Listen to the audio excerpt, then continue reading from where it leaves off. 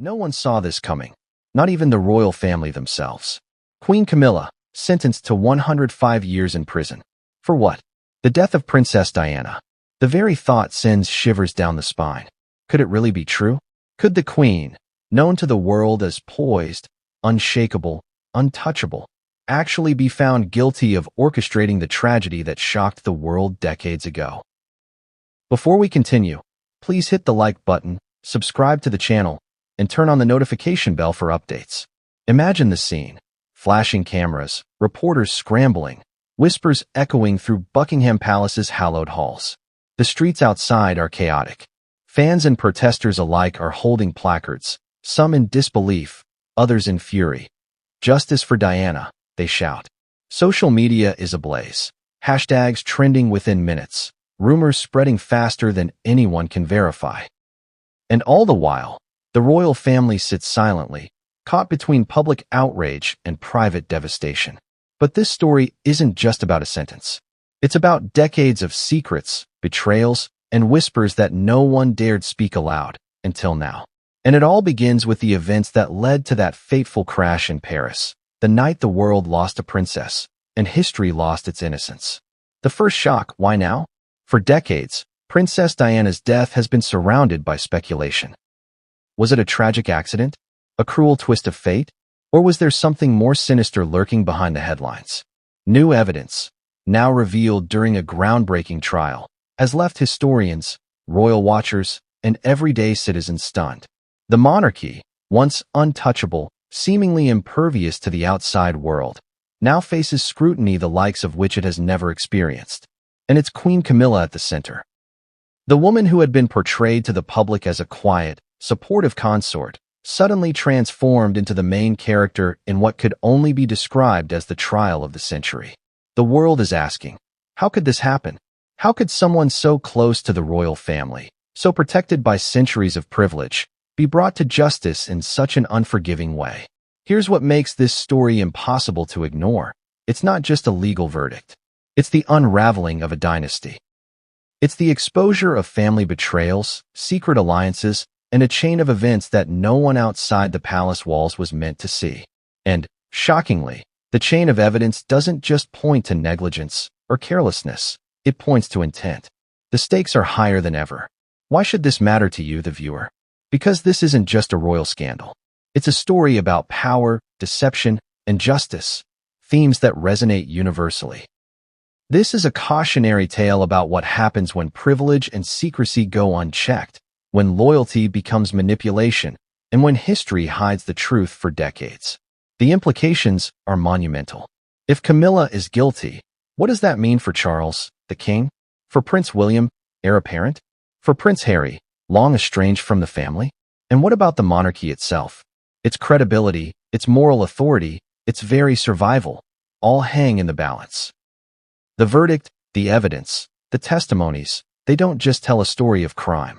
They tell a story of betrayal at the highest level and the consequences that ripple across generations. And here's a truth that will shock you. This story has been decades in the making.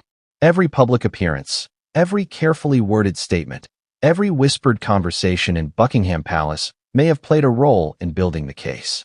Even the smallest detail. A glance, a misplaced file, an overlooked security tape could be the link that connects Camilla to the unthinkable. Hints of hidden evidence. During the trial, investigators revealed evidence that had been buried, ignored, or suppressed for years. Secret letters, photographs, phone records, private diary entries, all painted a picture that contradicted the public narrative. For instance, a photograph, hidden in a vault, showing Camilla in a location no one believed she had been. An anonymous letter that foreshadowed the tragedy.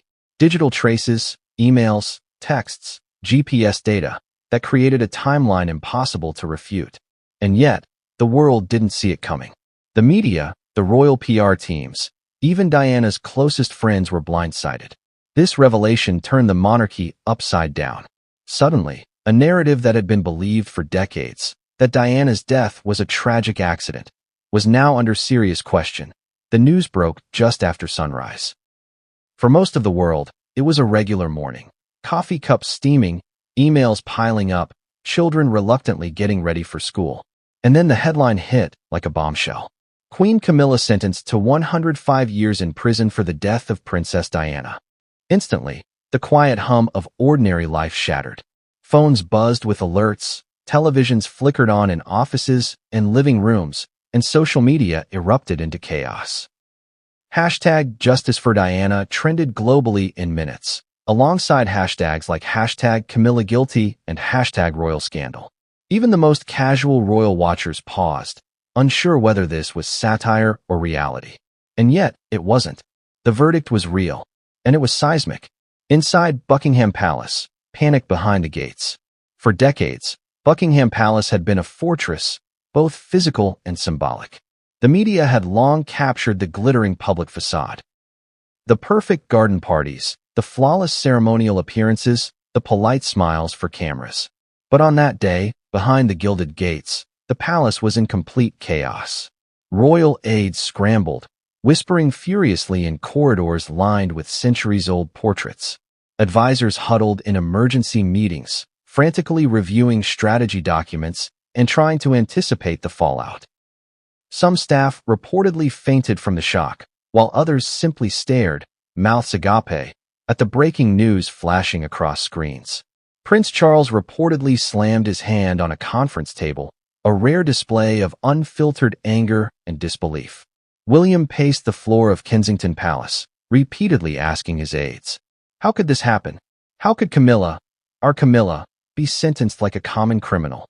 Even distant members of the family were reportedly glued to live coverage. Texts and phone calls flew across continents. Harry in California, Meghan watching in horror, the Queen Consort Emerita reportedly trembling in her quarters. And the world watched. The global reaction: shock, outrage, disbelief. Across the globe, the reaction was electric. In London, tourists and locals gathered outside Buckingham Palace, holding placards demanding justice for Diana. Some were angry, others were sobbing. News anchors struggled to maintain composure as they reported details from the courtroom. In Paris, where Diana's death had occurred decades ago, memorials spontaneously erupted, candles lit, flowers laid, and whispers of the past echoing through the city streets. But the reactions weren't just emotional, they were incredulous. Newspapers ran headlines that seemed almost fictional. Queen Camilla sentenced. Royal shock of the century. From royalty to prison. How Camilla became guilty. Diana's death mystery solved. Too late for Camilla. Online, conspiracy theories reignited at lightning speed. Some questioned the legitimacy of the trial. Others argued that decades of palace secrecy had finally caught up to Camilla.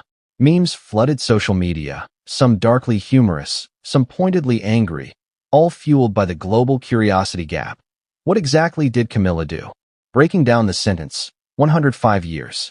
The number itself was almost unbelievable, 105 years. In most contexts, such a sentence would exceed a human lifetime. Legal experts were baffled but insisted it reflected the gravity of the crime as outlined by the court. Sources close to the trial reported that the sentence was symbolic as much as punitive, a statement that no one, not even royalty, is above the law.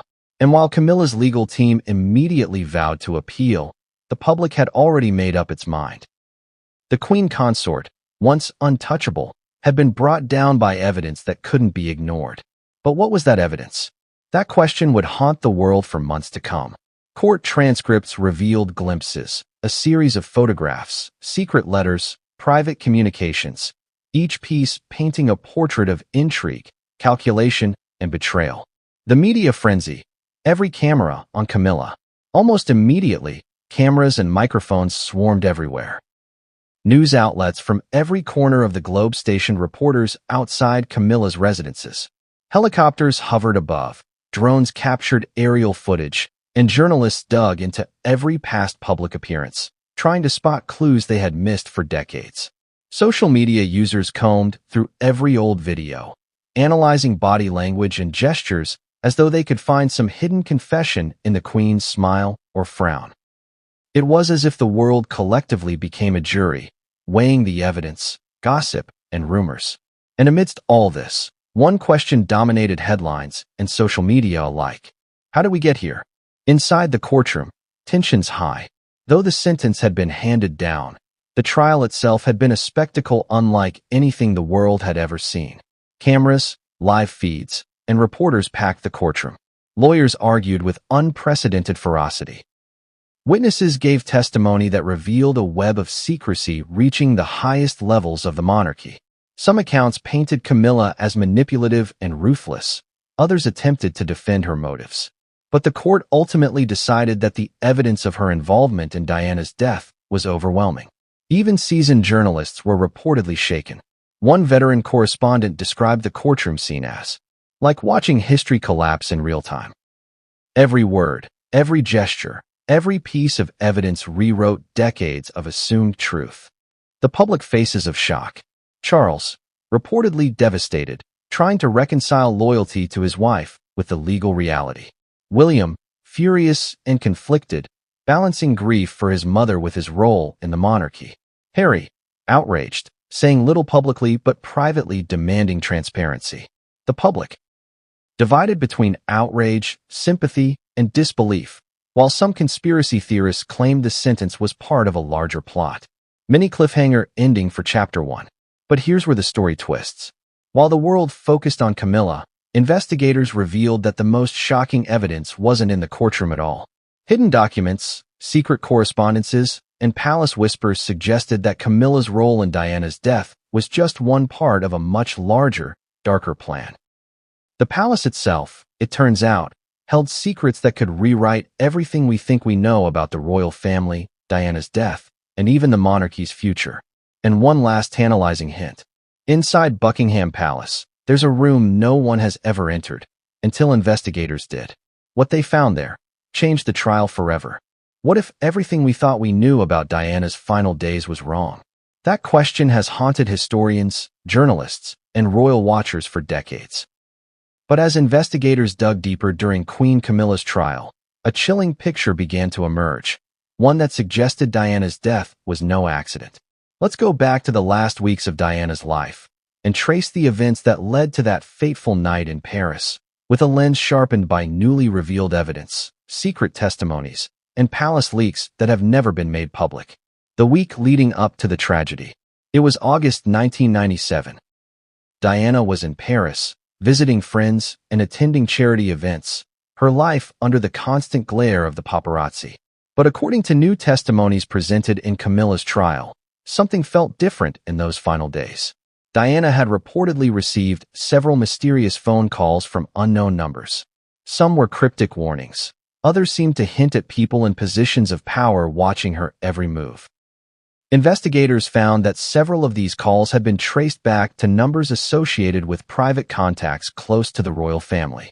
Was it coincidence or something more sinister? At the same time, Diana confided in a close friend, only revealed during the trial, that she felt watched in ways that weren't normal. She spoke about feeling trapped in a web of palace secrets, unsure whom to trust. The Parisian night. Details revisited. Most people remember the crash itself. A car speeding through the Pont de l'Alma tunnel, a tragic and shocking accident. But the trial brought forward new evidence that painted a different story. Speed and trajectory. Forensic reconstruction showed that the car was traveling at an unusually high speed, beyond what the driver's experience could explain. Security lapses, CCTV footage, previously unseen by the public, revealed that several cameras in the area were mysteriously offline that night. Suspicious encounters. Witnesses testified about unidentified figures near the tunnel prior to the crash, whose behavior seemed highly unusual. The combination of these factors created what investigators called a perfect storm, a scenario where tragedy could be engineered rather than random. Letters and diaries, the hidden messages. Perhaps the most shocking revelations came from documents uncovered during the trial, letters and diary entries written by Diana in her final weeks. Some entries referenced fear and distrust of people close to her, including members of the royal household. One diary entry, now made public through court records, read, "I feel the walls closing in. Every conversation feels like a test. I don't know who to trust. If anything happens to me, know it's no accident." Investigators argued that these words weren't mere paranoia. Cross-referencing these entries with phone records, travel logs, and witness testimony revealed a timeline that implicated Camilla in subtle but critical ways. The mysterious role of Camilla. While Camilla was publicly distant from Diana during this time, the trial revealed new information about her behind-the-scenes involvement. Secret meetings. Investigators uncovered evidence that Camilla had met with certain aides who had access to Diana's Paris itinerary. Influence on security. Testimonies suggested that security protocols had been altered in ways that left Diana vulnerable that night. Psychological manipulation. Some witnesses claimed that Camilla had made disparaging remarks about Diana in private, indicating deep resentment and potential motive. None of this was visible to the public at the time. The image of Camilla as the poised, supportive consort remained intact. But in court, a pattern emerged that painted a darker, far more calculated figure. Eyewitness accounts and the tunnel mystery. One of the most controversial revelations came from an eyewitness who had been hesitant to speak for decades.